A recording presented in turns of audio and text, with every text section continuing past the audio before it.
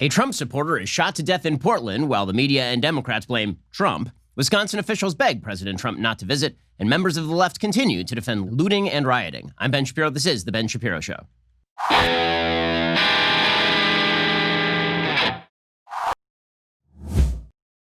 The Ben Shapiro Show is sponsored by ExpressVPN. Why haven't you gotten a VPN yet? Visit expressvpn.com/Ben. Well, every weekend, I beg you, please stop burning down the country, and no one apparently takes me up on it. And frankly, I'm getting a little irritated with the situation. It feels like probably you should take me up on it. I mean, like, what's so difficult about this? Stop burning down the country. Of course, I'm mostly addressing myself at this point to very specific groups of people. When we talk about people who are burning down the country, I am not talking about all the people that the media are talking about, because the people the media are talking about are not the ones who are actually burning down the country right now.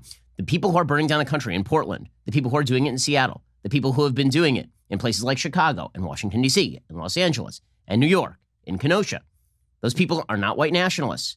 They are not. Okay, white nationalists are evil. They are terrible. They are the worst people on planet Earth. They are awful. I've been their chief target many, many times. So believe you me, when I say that these are the worst people on earth, I mean it. Okay, literally, I've had white nationalists arrested by the FBI for targeting me and my family. So this is not about the white nationalists. This is about the fact that for months on end, the media have been soft pedaling and pretending that Antifa and Black Lives Matter rioters and looters, doesn't mean everybody who has gone to a BLM protest is a rioter or a looter, but there are many members of BLM who are in fact rioters and looters, have been let off the hook by the media for the vast amounts of violence they've been doing in American cities, and this has been going on for months on end.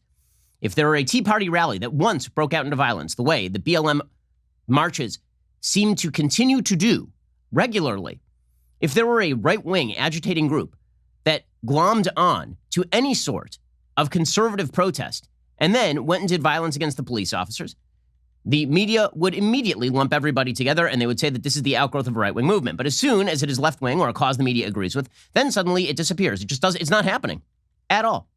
It really isn't. Apparently, it's all a figment of your imagination. Now, you may be watching the goings-on across the country and you may be thinking to yourself, wait a second, hasn't this stuff been going on for a while?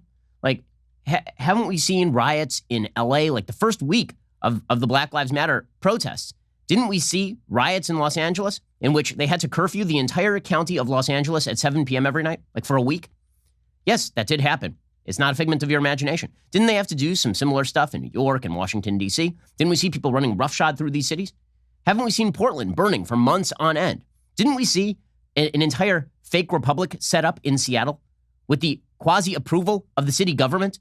And then 2 people got shot there and died there? Didn't we see that? Haven't we seen, in essence, about 3 dozen people who have died connected with these various riots and looting sprees? Haven't we seen that? Haven't we seen an enormous number of injury, billions in property damage? Haven't we seen all that? Well, according to the media, none of it happened. It's all Trump's fault. So really, the only thing that's happening here is that President Trump is a very bad man. And the only reason that people become violent, if there's a cause that the media love, the only reason people become violent is because Trump is agitating them, or the right is agitating them, or it's white nationalist outsiders who are agitating them, or something like that. The problem is that is a square peg in a round hole.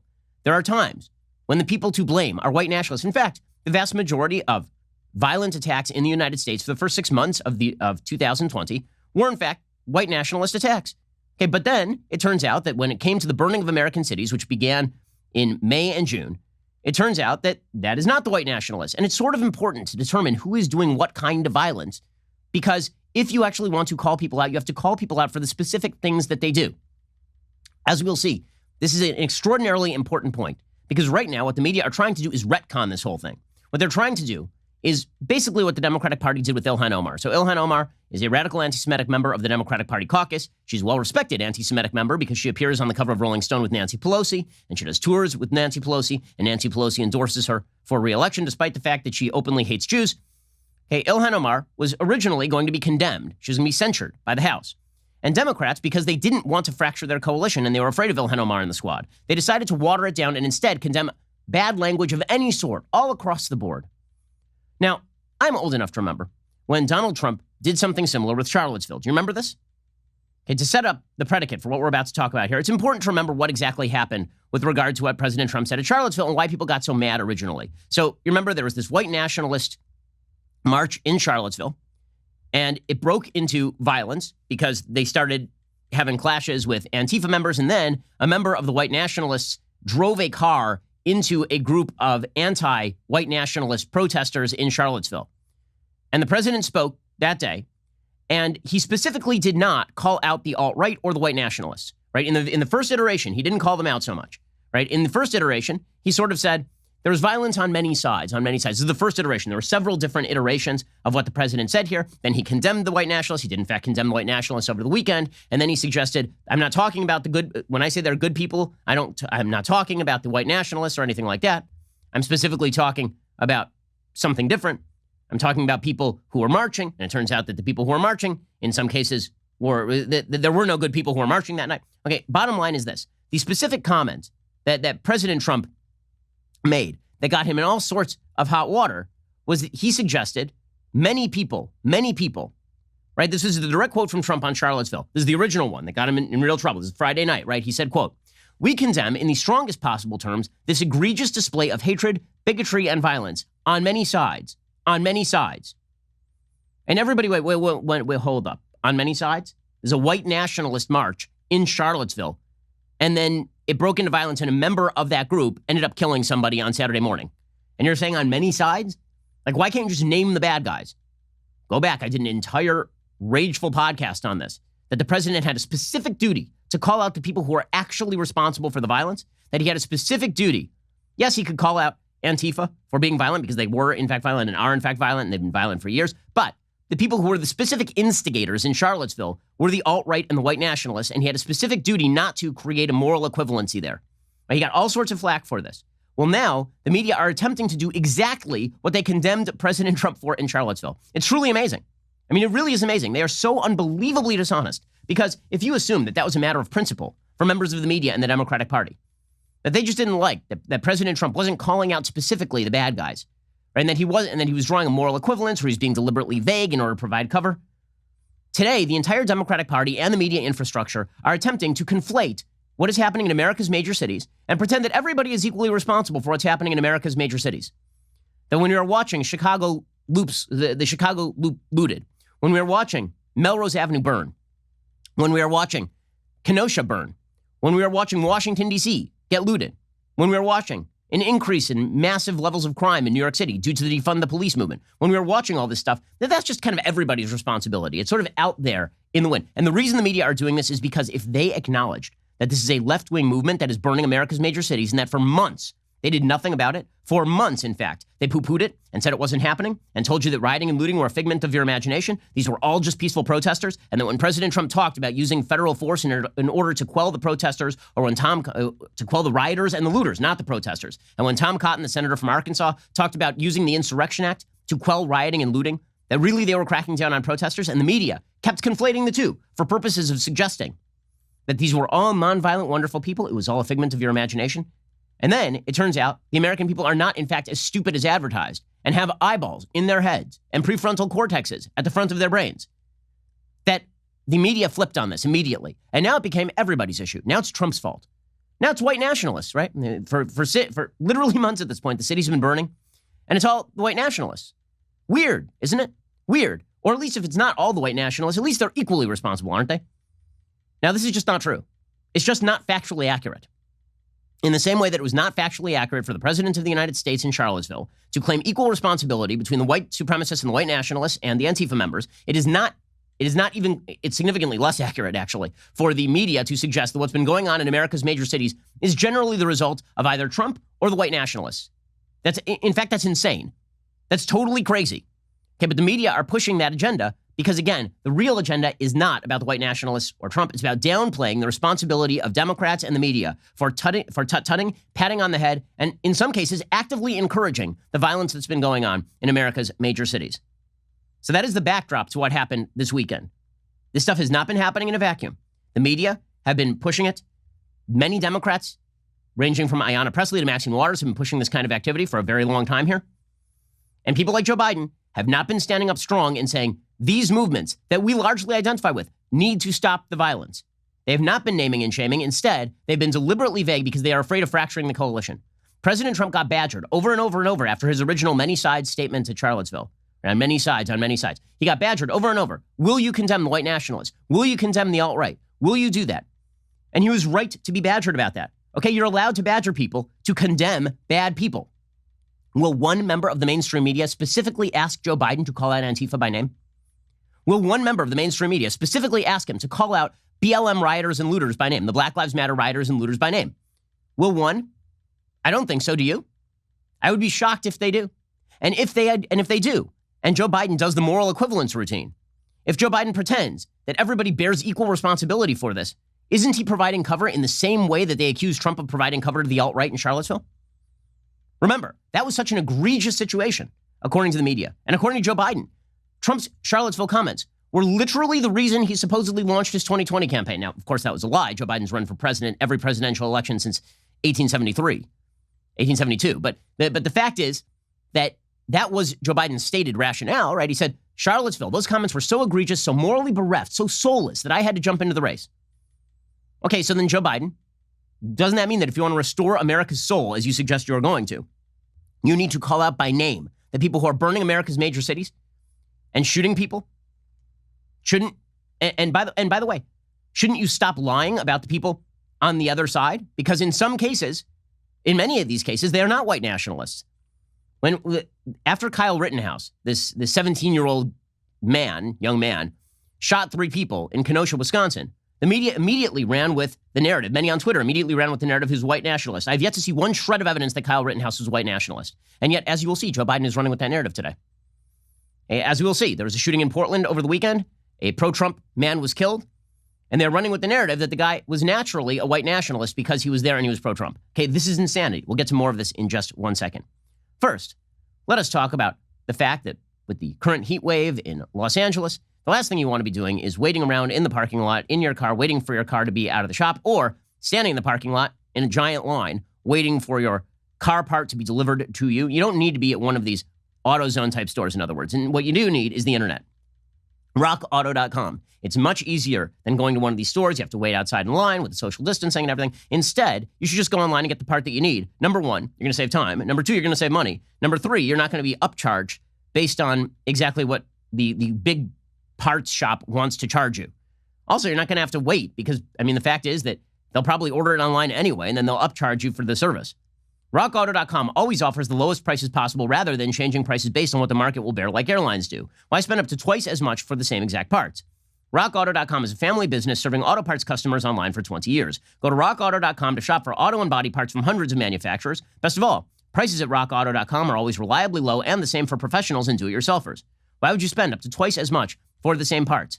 The RockAuto.com catalog is unique, remarkably easy to navigate. You can quickly see all the parts available for your car or truck right now and choose the brands, specifications, and prices you prefer. Go to RockAuto.com right now, see all the parts available for your vehicle. Write Shapiro in their How Did You Hear About Us box, and they will know that we sent you. Again, save yourself some time, save yourself some money. Okay, so this brings us to the actual news. Okay, so over the weekend, there was a big confrontation. Portland, of course, has been completely overrun by Antifa members and Black Lives Matter rioters and looters in the evenings. And you'll recall that the Trump administration sent in federal forces in order to protect federal property, and they were ripped up and down as fascists by the media, by the Democrats. How dare they? Remember, they were just lying. They were saying that the feds were sending unmarked vans to simply arrest people for no apparent reason and then beat the hell out of them and all this. And it was not, that wasn't true. Okay, they were literally authorized by federal law to protect federal property from rioters and looters. And yes, they could exit federal property in order to go after perps.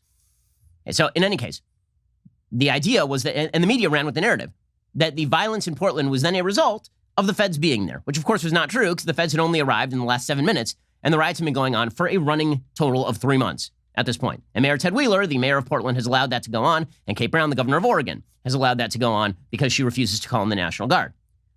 And so the Antifa members and the BLM rioters and looters, and I keep saying BLM rioters and looters because, again, I don't think that everybody who has marched with BLM is a rioter and a looter. Of course, that is obviously untrue. There are millions of people who have marched with BLM.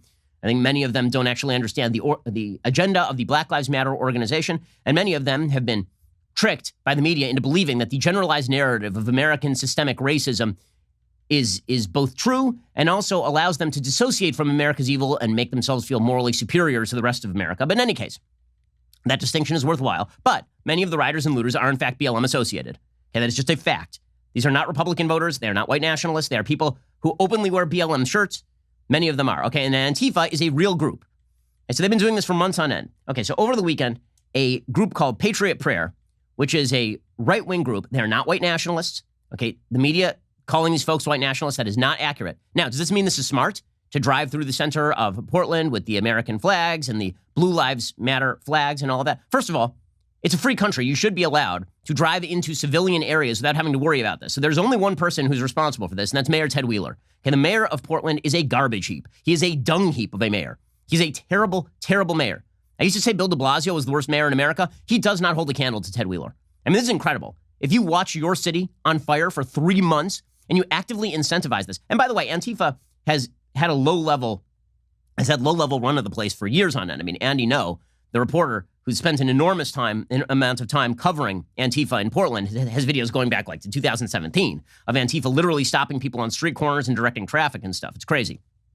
So Mayor Ted Wheeler, the garbage mayor, he doesn't allow the feds to come in.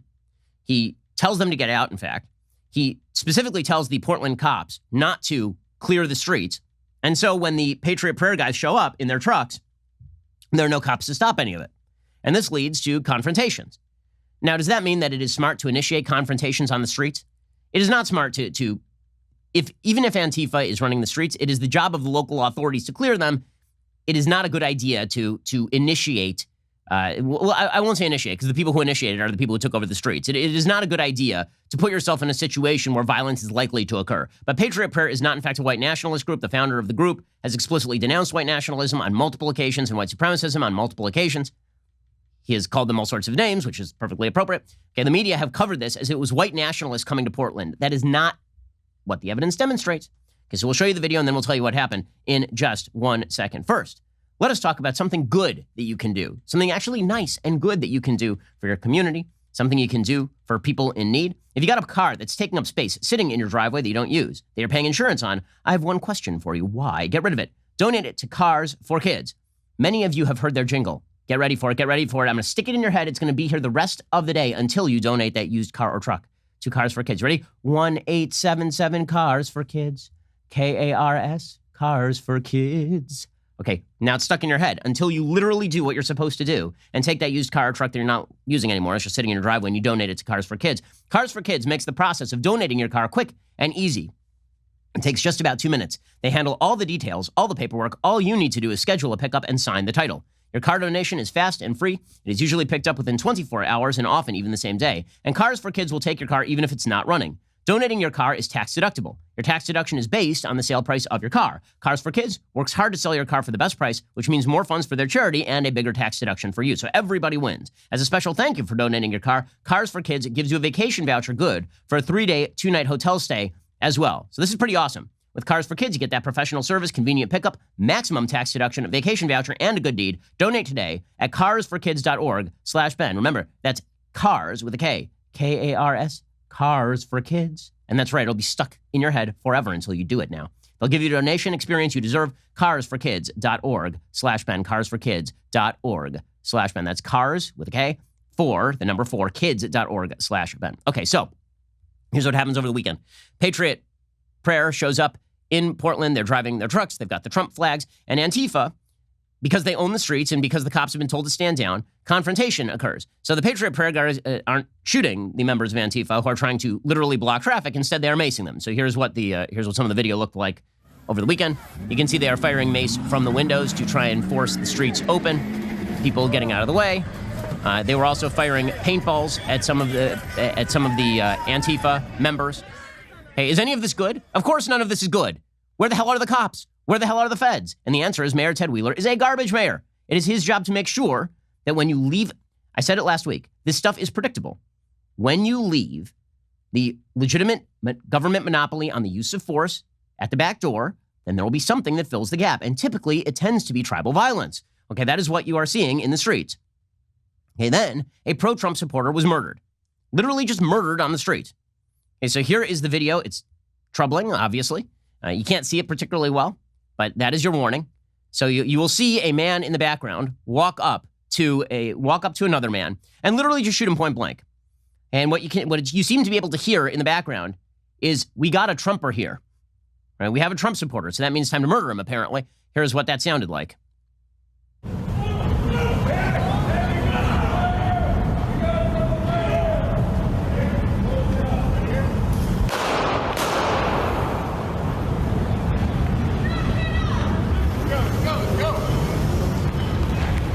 Okay, so he just shoots the man's dead.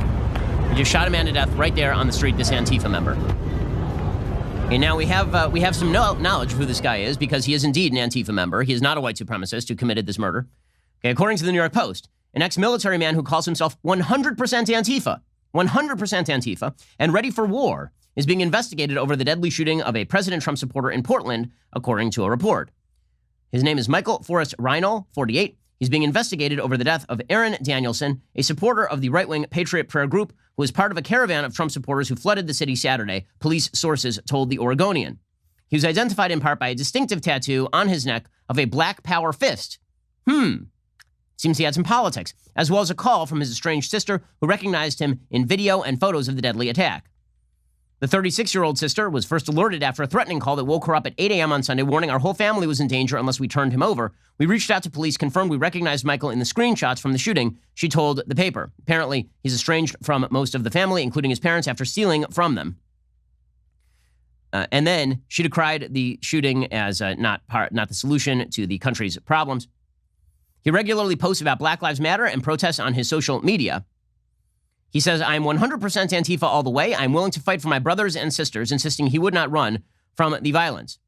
Now, here's the thing. He was cited at a July 5th protest on allegations of possessing a loaded gun in a public place, resisting arrest, and interfering with police.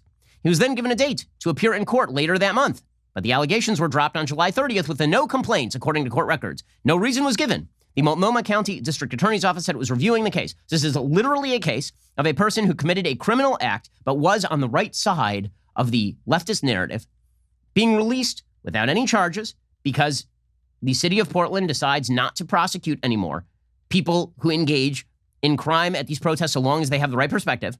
And then he went out and he murdered somebody. He had a slew of other charges as well. He was also previously charged with having a loaded Glock pistol for which he didn't have a license, and was stopped with his 11-year-old daughter as a passenger in his car. The Portland Police Bureau did not immediately respond to requests for comment. This is all according to the New York Post. Okay, the response from members of the crowd when they found out that this happened were twofold. One, misinformation immediately went around that a Trump supporter had shot a black man, because this is what happens now. Right? Any story is immediately filled in by the internet with innocent black man shot. Right? This just happened in Minneapolis when a black murder suspect literally killed himself, committed suicide, and rioting happened anyway. So the false story led to rioters targeting a gas station. So there was video of that was emerging over the weekend, these rioters targeting a gas station in Portland, you can see. Because that makes perfect sense. It's the gas station's fault. That gas station is systemically racist, obviously. So there are the rioters targeting the gas station. Always a good look. Gathering at the petrol station, preparing for something or other. Okay, and then there was a BLM activist who literally told a group of people in Portland, I am not sorry, this is a direct quote, I'm not sorry an effing fascist died tonight. Now, is there any evidence this guy was a fascist, the victim in this case? Nope. We have no idea whether he was, there is no evidence. There's no evidence he was a white nationalist or a white supremacist. In fact, the only thing that we know about him is that you can see his prone body lying on the ground and he's wearing some Blue Lives Matter gear, right? Pro-police gear. But that means he's a fascist now. So here is a BLM activist. Don't worry, though. This is not political, right? This is white supremacists. Well, as we'll see, everyone bears equal responsibility according to the media. Here we go. You're not angry, you're not paying attention. If you're not angry, you're not with me. Everybody wake up. Everybody needs to realize what's going on in these. Our community can hold its own without the police. We can take out the trash on our own. I am not sad that a f***ing fascist died tonight. Well, there's no evidence the person's a fascist, but if you oppose the revolution, you're a fascist. That's the way communists speak. And then that is, if you're not a Bolshevik, you're a Menshevik, right? That's the way this works. And in just a second, we're going to get to more of this and the insane media spin that is coming out of this, because this sort of violence is now occurring across the nation. And these sorts of encouragements are coming very clearly from one particular side of the aisle, an extremist. And as we'll see, the media are taking the narrative that it's on all sides, on many sides. Remember, on many sides was bad until 5 seconds ago. Now on many sides is very good. That is a very strong statement against violence if you say on many sides. We'll get to more of this in just 1 second. First, right now, you might think, hey, maybe I need a gun to protect myself. I wonder why you would think such a thing. Then maybe as the local police are removed from my neighborhood and as people threaten to go into suburbs and raid property and harm people, maybe you might think about, like, it might be a good thing to have a gun, but it's not enough to have a firearm. You have to know how to use it. Not only do you have to know how to use it, you have to know when you have legal protection for it and not. And this is why you need to join up with the U.S. Concealed Carry Association. You need the proper education, industry-leading training to ensure your skills are sharp when faced with danger, and you need the nation's best legal protection should you find yourself, God forbid, lost in the aftermath of a self-defense incident. You need the USCCA. Get started today by texting GUN to 87222. You'll receive the complete concealed carry and family defense guide for free. We've been talking about USCCA for literally years on this program. It's just, it seems a little more relevant these days. In this guide, you'll learn how to detect attackers before they see you, how to survive a mass shooting, 7 firearm drills that could save your life, and much, much more. It's 164 pages, comes with the bonus audio version so you can listen whenever you want. Again, it's not enough just to own a firearm. You have to know when you can legally use a firearm, how to legally use a firearm, so that you can be a responsible citizen with a firearm. In addition, if you text today, you'll be entered to win $1,000 to put toward a gun of your choice that you can use to protect your family and your rights. Text GUN, G-U-N, to 87222 right now. Again, text GUN to 87222 right now. The USCCA wants to make sure that you are able to fully perform your self-defense rights. Again, self-defense. I know that the left tends to think all self-defense is evil. No, self-defense is an inherent right. It pre-exists government. The USCCA is trying to effectuate it and make sure that you follow all legal procedures in doing so. Text GUN to 87222 right now and join up with the USCCA. Okay, so why was any of this happening in Portland in the first place? The reason this is happening in Portland in the first place is specifically because the mayor of Portland, Ted Wheeler, is a garbage heap. And he's a garbage heap. I'm going to get to Ted Wheeler in just a second. First, I just need to show you what's been happening all over the nation. So in Washington, D.C., overnight, a BLM activist literally told people on the streets that he's ready to put cops in their graves. So that's always a good look. Here's what that sounded like. I'm at the point where I'm ready to put these police in the fucking grave. I'm at the point where I want to burn the fucking White House down. I want to take it to the senators. I want to take it to the Congress. I want to take the fight to them. And at the end of the day, if they ain't going to hear us, we burn them the fuck down. If they're not going to hear us, we burn them the F down. Really well done stuff here, guys. But again, that guy seems like a white nationalist to me. In Kenosha, remember we were told that Kenosha was no big deal? As we will see, the media tried to downplay Kenosha. It was mostly peaceful, fiery, but mostly peaceful. Here are just some pictures from the aftermath of Kenosha. You can see entire city blocks reduced to rubble. Again, this is a suburb of about 100,000 people. This is not a major city. You can see stores burned out. That Good Taste ice cream shop, obviously a source of systemic racism. That there's a building completely destroyed. You can see entire city blocks basically razed. Don't worry though, rioting and looting are okay, as we'll see. Right there's the famous car dealership that was burned to the ground. Next door there was a church that was partially burned. You got the revolution signs on the boarded up windows. Don't worry, no matter how hard you board your windows, no matter how many BLM slogans you put on there, it ain't going to protect you. This is, again, these pictures it's pretty obvious what's going on here, right? Okay, so what exactly is the political response to all of this? Because this would be a good time for all of the political class to, in unison, denounce Antifa, the BLM rioters and looters by name. They won't do it because the Democrats are afraid of splitting their coalition. So instead, they've decided on an alternative narrative. The alternative narrative is this is all Trump's fault. That if it weren't for Trump, none of this would happen. Now, I'm old enough to remember when there were riots in Ferguson and Baltimore. I'm old enough to remember when there were riots in Milwaukee. The president at that time was a man named Barack Obama. He was the first black president of the United States, you may recall. Didn't stop the riots in Ferguson or Baltimore or in Milwaukee. It is only that the narrative has been exacerbated under President Trump because the left have decided that they wish to grant more room for people to riot and loot. That is what is happening. So Mayor Ted Wheeler, the garbage mayor of Portland, is a perfect case in point of this. So Ted Wheeler, he sent a letter rejecting federal help. He sent that letter on August 28th. And today is the 31st, so that means that he sent the letter on Friday. Here is the letter from Mayor Ted Wheeler. Remember, this is before a weekend where a man was murdered on the streets of Portland by an Antifa member, allegedly. Quote, "Dear President Trump, yet again, you said you offered to aid Portland by sending in federal law enforcement to our city. On behalf of the city of Portland, no thanks. We don't need your politics of division and demagoguery. Portlanders are on to you. We have already seen your reckless disregard for human life in your bumbling response to the COVID pandemic. And we know you've reached the conclusion that images of violence or vandalism are your only ticket to re-election. There's no place for looting, arson, or vandalism in our city. There's no room here for racist violence or those who wish to bring their ideology of hate into our community. Those who commit criminal acts will be apprehended and prosecuted under the law." Now, let me pause there for just a second. There have been running riots in the city of Portland for 3 full months, every single night. Every night. And what he's saying is, I don't want any Trump supporters in my town, because they're the bad guys, right? There's no room here for racist violence. Okay, so apparently it's not racist violence if you're just shot for being a Trump supporter. I love that he says those who commit criminal acts will be apprehended and prosecuted under law. Weird, because there was a suspect. You may recall him. He was arrested, actually, apparently, at like a June 5th protest, carrying a gun they didn't have a license for. You remember this? And then you released him and he murdered somebody. So it seems like Mayor Ted Wheeler actually is not very good at his job. Or he's very good at his job. His job is just not what everybody thinks his job is, which is to keep the citizens safe. So tens of thousands of Portlanders have peacefully protested and marched for the noble cause of fixing our broken criminal justice system. They are part of the proud progressive tradition of Portlanders fighting for justice, from racial justice to economic justice to environmental justice. When you sent the feds to Portland last month, you made the situation far worse. Really, was it worse when the feds were there? Or was it basically the same except the feds were there? Your offer to repeat that disaster is a cynical attempt to stoke fear and distract us from the real work of our city. In Portland, we are focused on coming together as a community to solve the serious challenges we face due to systemic racism, a global pandemic, and an economic recession. Notice among the list of problems they face in Portland, not the burning of the center of the city or the complete takeover of major thoroughfares by Antifa or the ongoing violence each and every night. The only problem here is Trump. And the media buy this bullcrap hook, line, and sinker. I mean, it really is incredible. So Ted Wheeler then did a press conference. And he said, Trump has to stay the hell out of the way. Trump's not going to help. He needs to stay the hell out of the way. Weird, because Trump has mainly stayed the hell out of the way, and your city's been on fire for 3 months, you stupid jackass.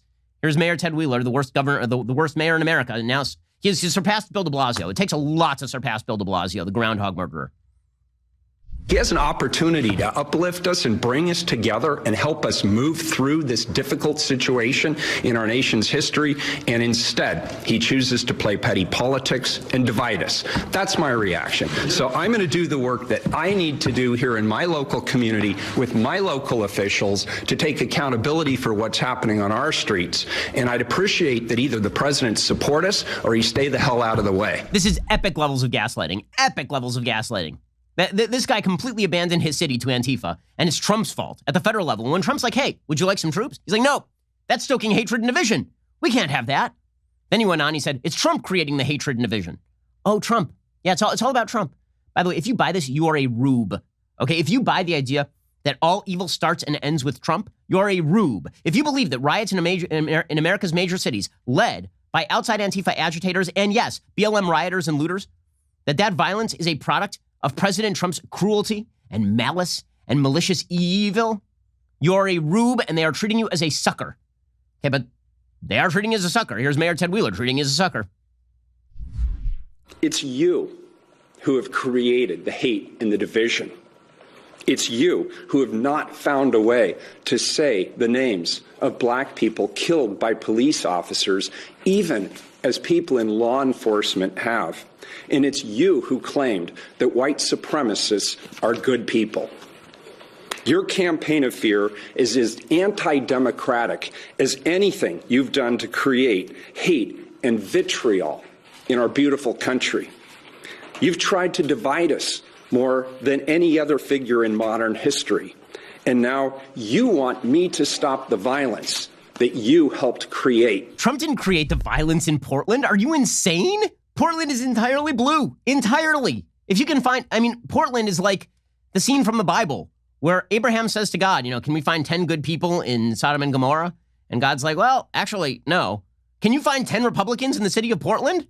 Doesn't mean it's not a full equation. It's not like the only good people are Republicans, okay? The point is, there's not 10 Republicans in the city of Portland. The hell are you talking about? The hell are you talking about? And then Wheeler says, I'll bring us back together. Really? How's that going for you, Mayor? The bringing of the people back together. The people who elected this guy, I've been quoting H.L. Mencken more and more frequently these days, the famous columnist from the early 20th century. And as my favorite H.L. Mencken quote, the American people get what they deserve, good and hard. And in Portland, you're getting what you deserve, good and hard. You voted for this. This is what you get. Now the work that we have to do in our communities across this nation in the wake of the murder of George Floyd. I'm up to that challenge, and I hope the president is too. And I'm ready to reach across any aisles I need to reach across, any political divides that I need to cross in order to bring us back together. Somebody's got to do it. I'm committed to it. I know my colleagues on the Portland City are committed to it. I'd like to hear the President of the United States say he's all in. Let's bring this great nation back together. How gullible do you have to be to believe this? How gullible? Trump was like, I'll give you feds. He's like, I'm willing to work across the aisle, except for you, Mr. President. You're a piece of crap, and I'm not going to work with you, and I'm going to let the city burn and let somebody get shot to death in the city over the weekend. Okay, so Trump's response, all points to Trump here. Somebody tweeted out, Ted Wheeler is the useless effing idiot in comic relief that gets everyone killed in every disaster movie. And Trump tweeted out, tone down the language, but true. Okay, normally, as you know, I'm not big on the inflammatory Trump tweets. Correct. Okay, we're going to get to more of this in just a second, because here's what's really happening. What's really happening is the media and the Democrats were willing to allow this crap to go on for months on end because they backed the underlying agenda, which is that the American system is systemically racist and systemically classist and evil, and all of these substructures of American society must be torn down. This is a revolution, not an evolution. You don't work inside the system. You have to work outside the system. This is the Ibram Kendi, Robin DiAngelo, tear down the entire system nonsense on the basis of race. This is the Bernie Sanders, tear down the entire system on the basis of class stuff. Okay, all of this has been bubbling under the surface for quite a while, and Democrats were willing to allow a little bit of it to spring into action with these riots. They're willing to allow it to happen and pretend that it wasn't happening until the point at which the polls turned. And then the polls turned, and now they're struggling for a new narrative because they're still not willing to condemn it. So instead, what they do is they soft condemn all violence all over the world. You know what's really bad? What's bad? Sure, it's like bad that there's left and right-wing violence. It's bad that there's some bad stuff happening in the cities, but also that there's bad stuff happening in Cambodia. There's bad stuff happening everywhere, guys. So this is the new Democrat, and it's all Trump's fault. All of it's Trump's fault. This is the new Democratic line. It ain't going to work. We'll get to more of this in just 1 second, because the Democrats are beginning to realize this is backfiring on them big time, and now they're struggling, and they should be struggling, because they are the ones who decided to feed the alligator, and the alligator will eat them last. And we're going to get to that in 1 second. First, let's talk about the fact that you're thinking to yourself right now, well, everything seems like it is insane. Can I even still get life insurance? I mean, we got like a COVID pandemic on, we got riots in major cities. Like, is now a good time to get life insurance? The answer, yes, now is an excellent time to get life insurance.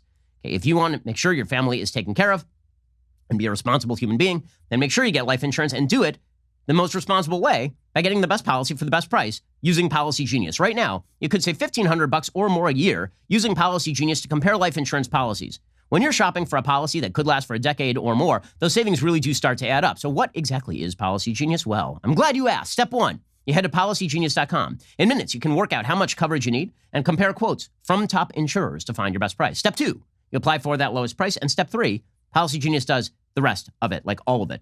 They have great service. They have policies that even allow eligible customers to skip the in-person medical exam and do it over the phone, which is really valuable these days.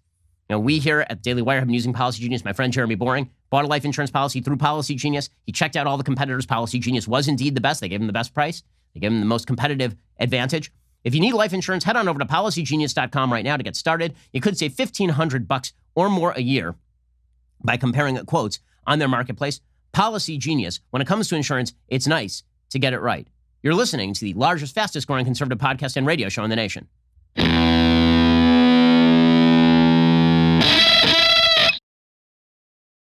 Okay, so Joe Biden knows that he is in a bind. And the reason Joe Biden is in a bind is because he and the rest of the Democrats basically let this stuff go for months or patted it on the head, like directly patted it on the head. Now remember, Democrats pretended this stuff was not happening. Remember, Jerry Nadler, less than a month ago, a little bit over a month ago, this is July 27th, Jerry Nadler, the Democratic congressperson from New York, literally said that Antifa violence in Portland was a myth. It does not exist. This happened about a month ago. Here was Jerry Nadler. You disavow the violence from Antifa? That's happening in Portland right now? That's a myth that's being spread only in Washington, D.C. About Antifa in Portland? Yes. Sir, there's videos everywhere online. There's fires and riots. They're throwing fireworks at federal officers. DHS is there. Look online. It gets crazy. Nadler's just toppling over to the car and getting in and catch you later, gang. And it's not just a month ago. It's like now. Okay, so Joy Reid, who, again, it's amazing. She ends up with a show on MSNBC. MSNBC is willing to cancel anybody except people who may very well... Al Sharpton still has a show on MSNBC, right? Joy Reid, a person who has a bunch of old tweets that were real bad, but apparently somebody went back in time and hacked her account. She tweeted out over this weekend, Let me repeat this for those inventing the idea of Black Lives Matter riots. Okay, let me just stop there for 1 second. Literally, Nicole Hannah-Jones, the de facto editor of the New York Times and 1619 Project lady, she literally tweeted out that she was happy that people were calling them the 1619 riots. But according to, go back for a second to Joy Reid. According to Joy Reid, she said it's an invented idea. There are no Black Lives Matter riots. She says BLM doesn't riot. They march against police violence. Note that those caught setting fires, assaulting, and shooting people are consistently of the right, not the left. Okay, what? Huh? What? I was here in LA when they shut down the entire damned city every night at 6 p.m. or 7 p.m. thanks to BLM rioting. That was rioting and looting. What is she talking about? It's not happening. It's all in your imagination. Poof. Okay, so they have a couple of narratives here. 1, BLM doesn't riot. 2, Antifa doesn't exist. 3, if they do exist, it's Donald Trump's fault. 4, the real violent offenders here are the white nationalists. Okay, this is crazy towns. Crazy. They think you're a moron. That's what they think. There's no other way to explain this garbage. They think you are completely stupid. They think you're a vegetable. That's what they think. Chris Chaliza, Ratio Bane, as we tend to call him on Twitter, because he's constantly getting ratioed. He's incredible at it. Chris Chaliza from CNN tweeted this out. He tweeted, Trump's efforts to label what is happening in major cities as riots speaks at least somewhat to his desperation, politically speaking, at the moment. Now, all credit to the CNN editor, who apparently also hates Chris Chaliza and wanted to troll the living hell out of him, because the picture is of people standing in front of a burning building. There are no riots. It's just Trump keeps labeling them riots. But really, it's just peaceful protests at which a bunch of stuff gets burned and people lose their life savings, and in which some 30 people have died. I mean, sure. Other than that, there are no riots at all. Poof. Poof. Okay, and then these same media, remember, never forget that these same media, members of the Democratic Party, forwarded this stuff. They did. Okay. The Washington Post, less than a month ago, in the second week of August, published a glowing photo essay featuring Antifa protesters in Portland. Okay, they literally published pictures of how Antifa looters and rioters and criminals dress. The piece, this is the Federalist reporting, authored by post-protest reporter Marissa Lang, prominently highlights testimony from several Portland activists, sharing their one-sided experiences painting police as violent agents of an oppressive state with no mention of the word riot. According to Lang, protesters merely directed their anger at the federal courthouse. But here's the thing. Everybody looked great. The Post photo essay attempted to capture glory of the self-righteous organizers terrorizing the city by weaving in professional photos of the story subjects donning their riot gear as if it were a Maxim photo shoot. It was really, really nice. And they showed all the kind of gear that they got together and how they got dressed up. The media soft-pedaled Antifa for a long time here. Like, for a really long time. How much did they soft-pedal Antifa? Kamala Harris literally tweeted out, in the middle of the riots in Minneapolis, Kamala Harris tweeted out a website so you could donate to free people who are arrested for rioting and looting. This is June 1st. Quote, Kamala Harris, the now vice presidential candidate. Quote, if you're able to, chip in now to the Minnesota Freedom Fund to help post bail for those protesting on the ground in Minnesota. So she wanted to bail out rioters and looters. Okay, so don't fall for this nonsense. By the way, 13 members of Biden's staff directly contributed to this as well. And this was reported at the time. May 30th, Reuters, campaign staff for Democratic presidential candidate Joe Biden are advertising their donations to a group that pays bail fees in Minneapolis after the city's police jailed people protesting the killing of a black man by a white police officer. No, they jailed people who were rioting and looting. At least 13 Biden campaign staff members posted on Twitter on Friday and Saturday that they made donations to the Minnesota Freedom Fund, which opposes the practice of cash bail. The group uses donations to pay bail fees in Minneapolis. Biden campaign spokesman Andrew Bates said in a statement to Reuters, the former VP opposes cash bail as, quote, a modern-day debtor's prison. But the campaign declined to answer questions on whether the donations were coordinated within the campaign. Bates instead pointed to Biden's comments that protesters have the right to be angry, but that more violence won't solve justice problems. There's that soft Joe Biden. There's that unity that we've been looking for. Okay, so, the media have been pushing this stuff nonstop. Nicole Hannah-Jones, who I mentioned earlier, the de facto editor of the New York Times, she tweeted this out over the weekend. Quote, so, 1, you don't get to tell people how they should respond to their own oppression. Okay, so there are a few assumptions baked into that cake, which is that if you're rioting and looting, you're responding to oppression rather than being a terrible human being. Okay, that's the part of this tweet that's truly offensive. And she said, 2, please help me understand how black people who protest peacefully are supposed to control and take responsibility for the tiny fringe of people who decide to loot and burn things. Okay, weird, because Nicole Hannah-Jones literally blames entire police departments and, by the way, right-wing protests for anything bad that happens involving those groups. So, yes, Nicole Hannah-Jones, the wisest and greatest among us. So they've been soft-pedaling this stuff for a long time, and this is the new narrative. So the narrative is that it's anybody's fault but Antifa. It's anybody's fault but BLM. Adam Schiff leads the way. So Adam Schiff, who, again, I guess he still has that bereft pup tent outside the CNN headquarters, right? He's on CNN more than Dana Bash, and Dana Bash is a network anchor.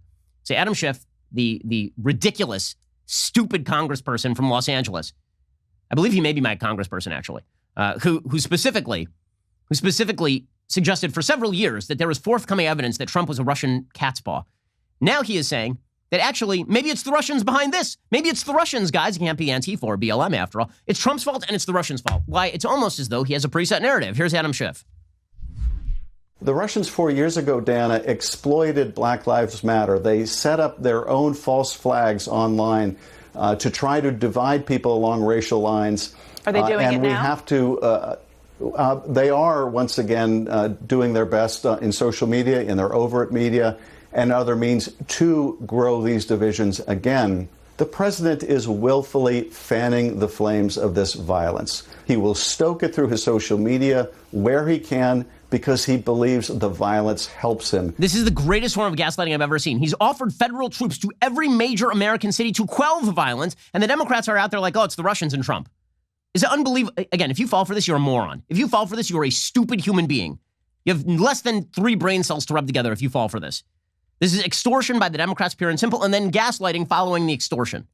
If Biden gets elected, it'll all go away. But also, it's not our fault. We have no control. It's Trump's fault. And also, the group's doing it mostly white nationalists. The reason I point this out is, this is such pathetic stuff. So Joe Biden has now put out a couple of statements on this. Okay, Joe Biden has put out a couple of statements when it came to this particular thing. He suggested that, number one, he conflates the protesters and the rioters and looters, which is typical Democratic doublespeak. Right? He says that Trump wanted to sick feds on protesters. Right? So he's just denying that the people who are actually doing this sort of stuff are rioters and looters. Here was Biden over the weekend. By standing and recommending that you should be deployed to, quote, dominate your fellow citizens for exercising their rights to peacefully protest, and threatening if governors didn't do something, the president would. Okay, no, he was specifically talking about rioters and looters. So Biden's a damn liar on this. Okay, so Biden has now released, we have a couple of statements from Joe Biden. Quote, now remember, the bad guy was Donald Trump in Charlottesville because he said many sides, many sides. Here is the statement from Joe Biden. Quote, the deadly violence we saw overnight in Portland is unacceptable. Shooting in the streets of a great American city is unacceptable. I condemn this violence unequivocally. I condemn violence of every kind by anyone, whether on the left or the right, and I challenge Donald Trump to do the same. It does not matter if you find the political views of your opponents abhorrent. Any loss of life is a tragedy. Today, there's another family grieving in America, and Jill and I offer our deepest condolences. We must not become a country at war with ourselves, a country that accepts the killing of fellow Americans who do not agree with you, a country that vows vengeance toward one another. But that is the America that Donald Trump wants us to be, the America he believes we are. So it's Trump's fault. You'll notice, is there a mention of Antifa? No. Is there a mention there of Black Lives Matter? No. He continues, as a country, we must condemn the incitement of hate and resentment that led to this deadly clash. It is not a peaceful protest when you go out spoiling for a fight. Oh, how interesting. It's not a peaceful protest when you go out spoiling for a fight. It says, we showed video on this very show today of a Black Lives Matter activist literally calling for the murder of police officers and the burning down of the White House. Is that a peaceful protest, Joe Biden? I don't hear you saying anything about it. Seems like you're being kind of deliberately vague here. What does President Trump think will happen when he continues to insist on fanning the flames of hatred and division in our society and using the politics of fear to whip up his supporters? What? The reason people are fearful is because the cities are on damned fire. And they're on fire because Democrats have done nothing. These are all Democratic cities, every single one of them. Joe Biden's vague, mush-mouthed statements that he can barely get out of his face about how he doesn't like violence on any side, on many sides, on many sides. If on many sides was bad for Donald Trump, it ain't any better for Joe Biden. A ridiculous hypocrite.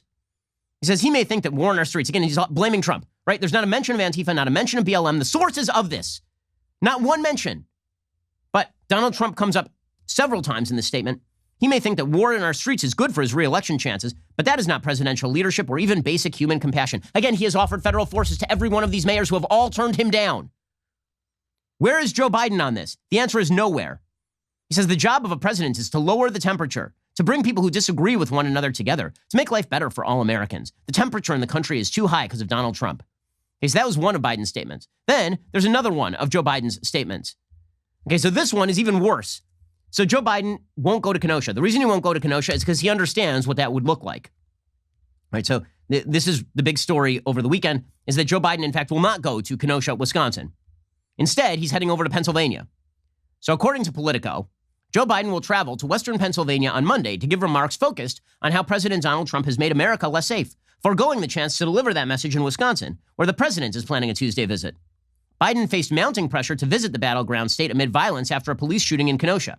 His decision to instead speak from Pennsylvania is designed to put some space between the violence and the former VP, as he continues to argue that unrest is an outgrowth of the president's rhetoric that inflames racial tension. Biden's speech Monday will focus on how Trump continues to fan the flames of division and encourage chaos. And so the real reason he's not going to Kenosha, Biden, is because he's a coward. Is because Joe Biden would show up in Kenosha, there'd be a backdrop of a burned city, and he'd be forced to argue that somehow this was Trump's fault in an area where the rioters are all BLM and Antifa. He'd have to argue that somehow this was Trump. That's not a good look when the area behind you has been burned out by people who back Joe Biden. Every one of those people is a Joe Biden voter. The people who are burning down buildings, the people who are rioting and looting are Joe Biden voters. So Biden knew that, which is why he's not showing up in Kenosha. So naturally, he has to have the Democrats play cleanup for him in Wisconsin, which means that the governor of Wisconsin, Tony Evers, sent a letter to President Trump asking him to not go to Kenosha. So let me get this straight. It's Trump's fault because he won't calm tensions. Also, we don't want your federal troops. Also, don't come to Kenosha. Seriously, this is their case. It's Trump's fault that all this is happening, despite the fact he offered 500 additional National Guardsmen before Kenosha went completely crazy and the shootings occurred. Despite the fact that he routinely offers troops to Portland. Nothing. But if Trump shows up, it's bad. And if Trump tries to send troops, that's bad. Trump is the bad man, right? Obviously, it's Trump's fault. Tony Evers, this ridiculous, stupid governor of Wisconsin who's responsible for this stuff. Again, he's the governor of a state. You have one job: protect the life, liberty, and property of your citizens. That's it. That is your sole job. And he's not doing it. Tony Evers sent this letter to President Trump because, again, it's all about Trump for Democrats. It is not about protecting the citizenry. It is not about protecting the citizenry. Here's the letter Tony Evers sent to Trump because Trump said he's going to come speak in Kenosha. Dear President Trump, I understand yesterday you indicated you would be visiting Kenosha. And according to pool reports last night, you intend to visit Kenosha this Tuesday. I write today to respectfully ask you to reconsider. These past few months, from managing a pandemic to facing entrenched racial disparities and inequities, our state, like so many others, has faced unimaginable challenges. But this past week has been particularly difficult. Kenosha and communities across Wisconsin are enduring extraordinary grief, grappling with a black man being shot 7 times and the loss of 2 additional lives on Tuesday night at the hands of an out-of-state armed militant. Okay, well, you're missing a few facts there, Tony Evers. You might be missing the fact that the man who was shot, the black man who was shot 7 times, was actively resisting arrest. There was an open warrant for both domestic abuse and sexual assault. That the police tried to subdue him. He refused to be subdued. They tased him twice. That failed. He walked around the other side of the car. He reached into the car, and on the floorboards of the driver's side was a knife. That's a little bit relevant. And the shootings at the quote-unquote hands of an out-of-state armed militant, Kyle Rittenberg, whatever the guy's name is, Kyle Rittenhouse should not have been there. Okay, I've said that myself. He's not a trained person. He shouldn't have been there. The shootings are pretty obviously self-defense. He was being assaulted at the time. Somebody fired a shot before he even fired the first shot, and then somebody tried to beat the hell out of him, and another guy approached him with a pistol. Okay, so just skipping all the facts right here, because obviously the narrative is that the real violence is not what was happening in Kenosha before Kyle Rittenhouse even showed up. The real violence was apparently the cops and the out-of-state armed guy.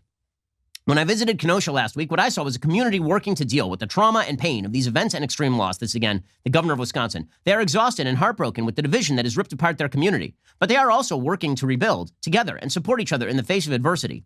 I, along with other community leaders who have reached out, are concerned about what your presence will mean for Kenosha and our state. I am concerned your presence will only hinder our healing. I am concerned your presence will only delay our work to overcome division and move forward together. Yeah, it's Trump that's the problem in Kenosha. Got it. It is our job as elected officials to lead by example and be a calming presence. Now is not the time for divisiveness. Well, now would be the time for you to have called federal troops in weeks ago. Now is not the time for elected officials to ignore armed militias and out-of-state instigators who want to contribute to our anguish. Ignore armed militants. Weird. Ignoring our militants. So I have some stats, by the way, on who was just arrested in Kenosha. Okay, here are the stats on who was arrested in Kenosha. 175 people arrested last week. 102 have home addresses outside Kenosha. Across 44 different cities, 69 arrested for violating curfew, 34 for curfew, plus other charges like burglary, drugs, and weapons, and over 20 firearms seized. So who's ignoring the outside agitators, actually? It seems like Governor Tony Evers. So, of course, it's Trump's fault. He says, I urge you to revisit your decision to visit Kenosha on Tuesday. Thanks for your time and for consideration of this request. Again, it's all Trump's fault. So Biden won't go to Kenosha because it would be humiliating for him. It would look ridiculous. And so now you got the governor saying Trump can't come to Kenosha because that would be embarrassing for Democrats, really, is what they're saying. And then the Wisconsin lieutenant governor went on national TV, said the same thing. Trump shouldn't show up because really this is kind of Trump's fault, isn't it? You look at the incendiary remarks that the president has made. They centered an entire convention around creating more animosity and creating more division around what's going on in Kenosha. So I don't know how, given any of the previous statements that the president made, that he intends to come here to be helpful. And we absolutely don't need that right now. No, what we need is apparently a complete lack of law enforcement and you ripping on the cops daily. This is the same lieutenant governor who just days ago suggested no investigation is necessary in the Jacob Blake case to conclude that this is just another incident of a black man being unjustifiably shot. Yeah, well, that's more of what we need. That's clearly. Okay, so all of this leads to what Joe Biden is actually going to say today. So he is speaking in Pittsburgh, Pennsylvania. And here is his speech prepared for delivery. You ready for this? You ready? Remember, again, I'm going to keep coming back to it because it is worthy of note. The single moment that supposedly initiated the Biden campaign was the evil of Donald Trump at Charlottesville for not labeling the alt-right and the white supremacists from the outset as the bad guys, right? Many sides, many sides. Here is Joe Biden on the riots and the looting and the murder. Here is Joe Biden. You ready? This president long ago forfeited any moral leadership in this country. He can't stop the violence because for years he has fomented it. He may believe mouthing the words law and order makes him strong, but his failure to call on his own supporters to stop acting as an armed militia in this country shows you how weak he is. Oh, it's the militias. For months, we've been watching the cities burn, but it's the militias who are just arriving in the last 5 minutes who are the problem. Wow, this is galaxy brain stuff. Does anyone believe there will be less violence in America if Donald Trump is reelected? You're saying the quiet part out loud now, Joe, which is that you're basically pledging that the violence won't end until Trump is out of office. He says, economic devastation, unwarranted police violence, emboldened white nationalists, a reckoning on race. Okay, look at the gaslighting there. Look at the gaslighting there. Economic devastation. Economic devastation has been wrought largely by Democratic governors completely shutting down their states with no end in sight in the middle of the COVID pandemic. Unwarranted police violence. Okay, again, has he made the case that the police violence in Kenosha was unwarranted? No. Has he bothered? No. How about Rayshard Brooks in Atlanta? No. How about Breonna Taylor? Has he mentioned the illegality there? It may be a tragedy, but it was not illegal. Like, the real problem, though, is unwarranted police violence. You've seen rioting. We have seen rioting for months on end in major cities. And we've got unwarranted police violence labeled here. Emboldened white nationalists. Oh, that's because what we're watching in the cities is white nationalists, not Black Lives Matter rioters and looters and agitators trying to beat up Rand Paul and shouting at people coming out of the White House. And what do we get? A reckoning on race. It's a reckoning, guys. There's good. Again, remember, this isn't even on many sides. He's explicitly saying one side is good and one side is bad. And the people who are doing the rioting and looting are the good guys. And everybody else is just agitating them. That is the big problem here. That is incredible stuff from Joe Biden. And this is the guy calming the tensions. Not one member of the media, not one, will have the balls to ask Joe Biden to condemn by name Antifa or BLM rioters and looters. Not one. Instead, they'll just let him get away with this mealy-mouthed bullshit. They'll just let him get away with it. This mealy-mouthed nonsense where he just says things like, well, you know, what this really is the white nationalist militias, and it's really about Trump, and it's really about, like, everybody on all sides. They'll let him get away with it because they agree with the agenda. How do I know they agree with the agenda? Because they started repeating it over the weekend. So Chuck Todd literally went on TV over the weekend and asked Mark Meadows, the chief of staff to President Trump, isn't this Donald Trump's America? So just to get this straight, when Andrew Cuomo is being hailed as a hero, it's Andrew Cuomo's New York. And when Mayor Ted Wheeler is turning down federal help, it's Mayor Ted Wheeler's heroism against Donald Trump. But when violence occurs in these cities, then it's Donald Trump's America. Here's Chuck Todd suggesting this is all Donald Trump's America.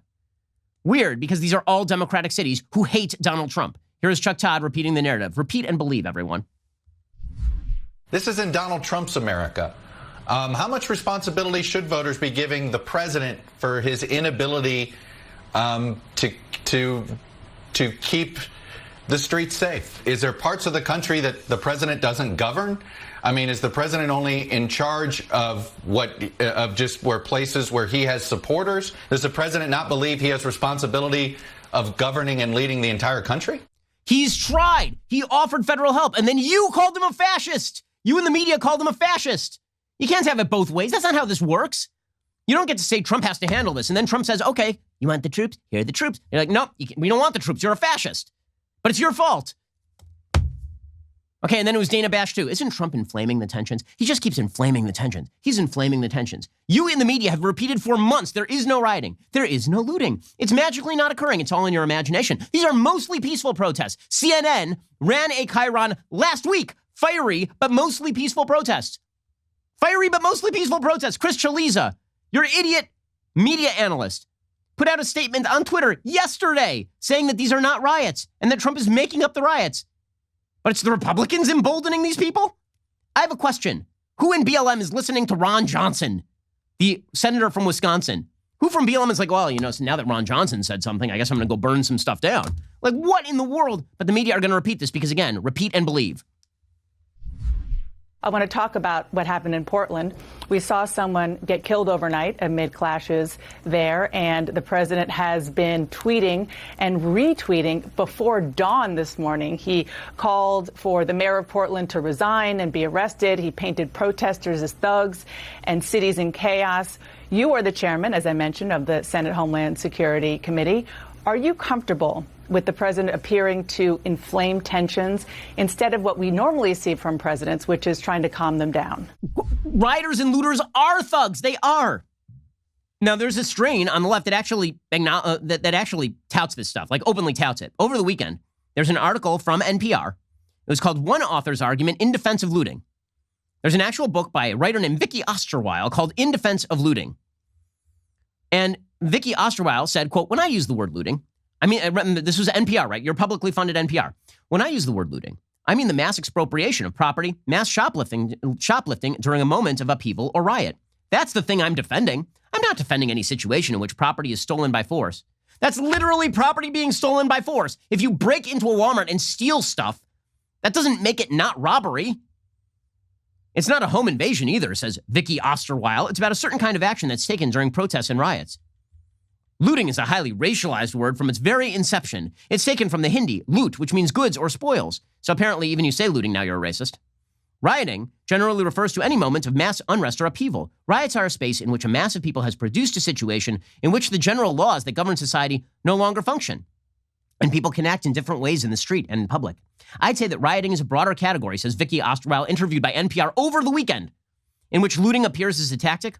Often, looting is more common among movements that are coming from below. It tends to be an attack on a business, a commercial space, maybe a government building, taking those things that otherwise would be commodified and controlled and sharing them for free. See, it's good.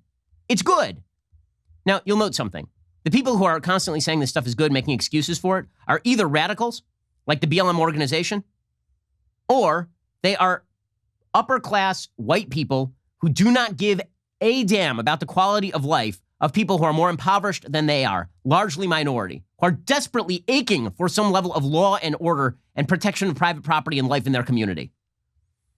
So Vicky Osterweil was asked that. Somebody asked during recent riots, a sentiment I heard was that looters in cities like Minneapolis were hurting their own cause by destroying small businesses in their own neighborhoods, stores owned by immigrants and people of color.